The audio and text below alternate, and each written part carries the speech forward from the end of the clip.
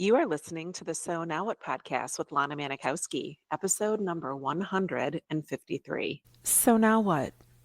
These three words raced through my mind time and time again during my journey through fertility treatments. I tried desperately to have a child, but never was able. I yearned for a community to join that could understand my struggles. I couldn't find one, so I created one with the So Now What podcast. I love that you found us. Welcome back to the podcast. I am so glad that you are here. And today we're going to dive into a topic that many of us shy away from. It's the fear of moving forward after infertility. If you're on my mailing list, you might have gotten an email from me on Sunday asking you some pointed questions and sharing the story that was so impactful to me that I wanted to put a whole podcast episode behind it. It all stemmed from a Childless Not by Choice Facebook group. And there was a woman who posted on there that she is in her 60s. And for all these years, she has felt so disconnected from her life and from the people around her and her family because she wasn't a mom. And she went on to give some more detail around that about how painful it is all these decades later to be childless. And it really struck me, not from a place of judgment, not from this what's wrong with her judgy kind of attitude, but more so just really thinking about all these decades of her life that she's lived year after year, feeling this ache of her childlessness. So think about that for a moment. Decades. She has lived year after year with that ache of being childless and believing that time would allow her to feel relief from it and that time would heal that wound. And yet here she is in her 60s, still feeling like she's missing out on the life that she so wanted to create for herself. Not one with children, but a life where she felt connected to the people around her and that she felt accepted for who she was, even though she didn't have children. And in her post, she talked about how she just thought the more time that passed, she would figure out how to get over it. And I really want you to ask yourself this question and think about this today. What would it be like for you to feel the way that you feel today about your childlessness, say 5, 10, maybe 20 years from now? And I know that might be a hard question to face. I know it might be scary to think about where you're going to be in your 60s, but it's worth asking because the truth is that you don't have to spend the rest of your life feeling like you're missing out because you don't have children. I first want to acknowledge that it does feel hard to move forward. Let's talk about why it feels so hard to move forward. And you might think, I just won't be able to figure it out. I've tried so hard through my journey through fertility treatments, or I tried so hard to have a child and I couldn't figure it out. So why would this work? That's what happens when you go through fertility treatments and you're being labeled as a failed fertility patient, or you follow the protocol to a T and then it just doesn't work for you and end up giving you the child that you work so hard for. And your brain is basically just trying to protect you from that possibility of being let down or disappointed again. So it tells you that where you are right now, even though you don't feel your best and you look around and you want to feel better, it's telling you that you'll get through this and just hang on. This is good. Doesn't have to be great. And this is just how it is for people that don't have kids. You've probably gotten really good at silencing that part of your brain that wants you to grab for more and seek more and desire more because the thought of disappointment is crushing. We have been through so much disappointment. Your brain says, don't risk it. Stay here. It's safe. It might not be great, but at least you're getting through your days. At least you know how to manage how this feels right now. And because our brains are wired like that, it makes it hard to create change or move forward doing something different than what you've accepted as your comfort zone. And it's a defense mechanism that's designed to shield us from pain. And that's really what it is. God bless our brains. Like, thank you, brain, for wanting to shield me. But sometimes you've got to realize that that mechanism might be working against you. It might be keeping you stuck in a life that feels smaller than where it is that you want to go. You might even see maybe someone like me or other people that you might follow in this childless not by choice space on social media and think, oh, they're just lucky.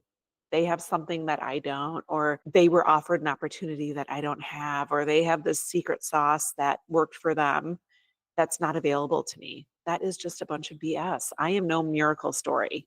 I don't have a superpower that you were not born with. But what I do have is a moment that I'll never forget.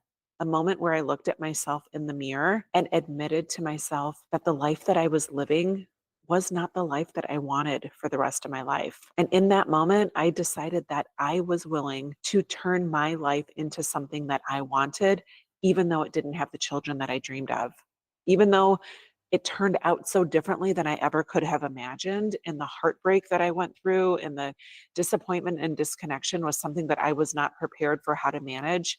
Even with all of that, I looked at myself in the mirror and I just leveled with myself and I said, we are going to figure this out.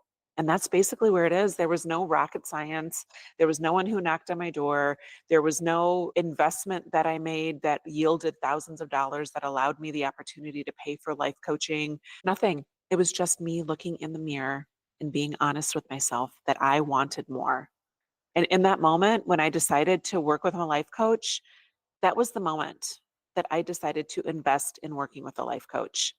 Not because I knew how to fix my life, because I knew I didn't want to stay stuck. My first coach, although she specialized in weight loss, you've heard me talk about her before, Corinne Crabtree, she was really the first person that offered me the notion and the idea that I could believe something different about my life, even if it turned out so differently than I thought. Even if the rest of the world was looking at women who are childless after infertility through a lens that is so disempowering, I was able to change that narrative for me. And that is when I realized that I had the power to create a life I love. And that was when I decided that I wanted to offer that to other women like me, because I knew that there were no resources for women who are childless, not by choice, to figure out how to change that narrative, how to lean into a life, even though it looks so different than you thought. That's what called me to be here. Starting a podcast and telling my story might be the first opportunity that someone has ever heard their story through the lens of somebody else and felt inspired by it. And if I wanted more for myself, I believed that there were other women like you and other listeners out here and the students that I work with in Thrive After Infertility that wanted more too.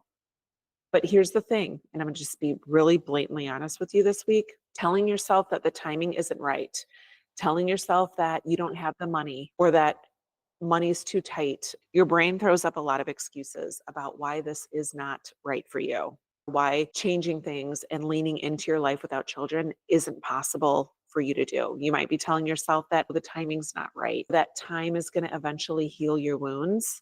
And it's just your brain's way of keeping you from truly living the life that you want to have. I can tell you about me, but I guarantee you all of these women that I've worked with don't have something that you don't have. Okay. One of my students came to me telling me that she felt like she was just getting by in life, that she was just kind of holding her breath, and whatever the next day brought, she was just like holding on that she'd have what it took to get through the day. And then she'd come home, she'd collapse because she was exhausted, because she felt like she was showing up in her life as somebody that she really wasn't, because she was letting the punches hit her. And she didn't think it was possible to feel excited about her life or to feel excited about her future, because she'd spent years believing that motherhood was the only thing that would fulfill her. And I know I felt that way too, and you might also. But after doing the work and Thrive After Infertility, she started to see that her life had purpose and joy. She wasn't waking up every day waiting to see what shit was thrown at her. She decided that she was in charge of how she wanted to navigate life every day. Now I see she and her husband just looking so connected and looking so happy together.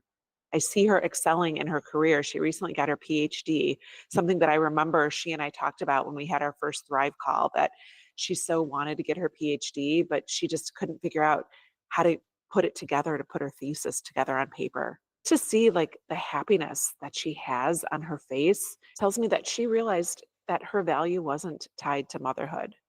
She's building deeper community. She's reaching out and branching out to other women who are childless and growing and childless and thriving.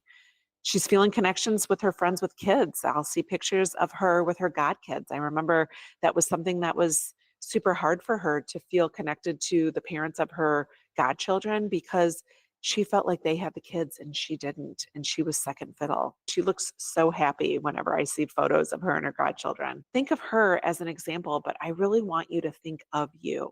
What do you really want with your life?